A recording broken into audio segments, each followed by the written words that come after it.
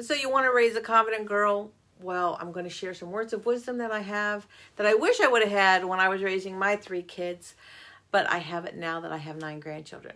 And I'm going to say something that, well, it might take a little pressure off parents and adults, but it also might not be agreeable to you. You don't have to create a critical thinker. They're already there. You see, kids come into the world and they are just wired for curiosity. Think about it. They question everything. Why is the sky blue? Why do we have to go to bed? Why can't I do that? Why? We've all heard it. And sometimes it feels exhausting. A lot of times it feels exhausting. But that curiosity, that is the raw material of critical thinking. That's right. It's already there. But we make a mistake when we treat critical thinking like it's something we have to install. We don't have to install it. It's not something you build from scratch. It is a skill and you can help build it up. But it's something you protect. You see, kids are naturals at experimentation, right? They test hypotheses in real time. They try something, it doesn't work, they adjust, they try again. And that's a scientific method, right? But without the lab coat. They do it naturally. The problem isn't that children don't know how to think. The problem is that curiosity, well, let's be honest, it often gets punished. We rush them, we dismiss them, we tell them, well, because I said so. Like, that's a reason. We treat questions as challenges instead of invitations. And slowly they learn that asking too many questions, it isn't safe. It's not comfortable. It's not worth doing. And if we want to teach critical thinking, well, the first step isn't instruction. The very first step is actually permission. Permission for what? Well, to explore, to ask, to doubt, even us. They should be able to doubt us. And that's uncomfortable because there will come a time, and every parent knows this, when you are no longer their primary influence. Nope.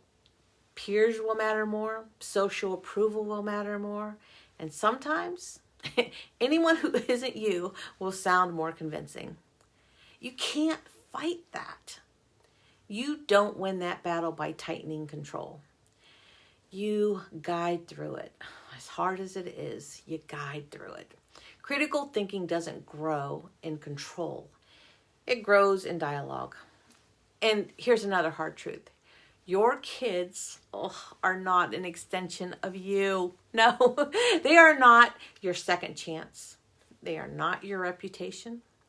They are not your unfinished dreams. They are living their own life, right? With their own experiences and their own mistakes and their own lessons. Confidence and critical thinking grow when children are allowed to be wrong. Allowed to test ideas, allowed to experience consequences that are uncomfortable but not catastrophic. That's where grit develops, the courage to try. And that's where moxie develops, the ability to recover when they're wrong and to understand that making mistakes is part of it. And that's where critical thinking, it sharpens when they reflect instead of being rescued immediately. We have to let them wrestle a little. Not abandon them, but guide them. Ask them questions back, like, what do you think? Well, why do you believe that? Or what might be another explanation? You're not lecturing. No, you're modeling. And there's one more thing I think that matters deeply. I know, books, reading. But not books just for the sake of intelligence points, no. Not reading to be impressive, but reading for perspective. A good book, it lets a mind step outside of itself.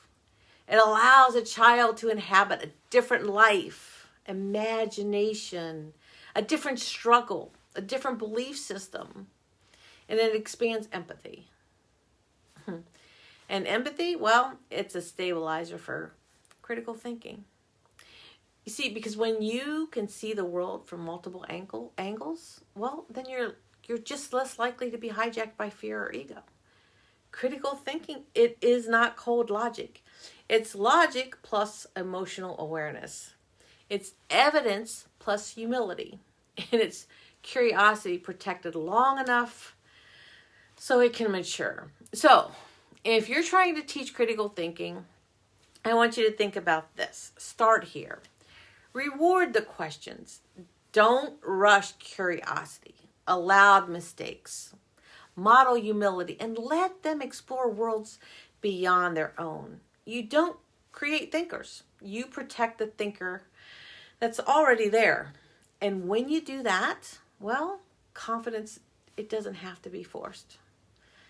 It grows naturally.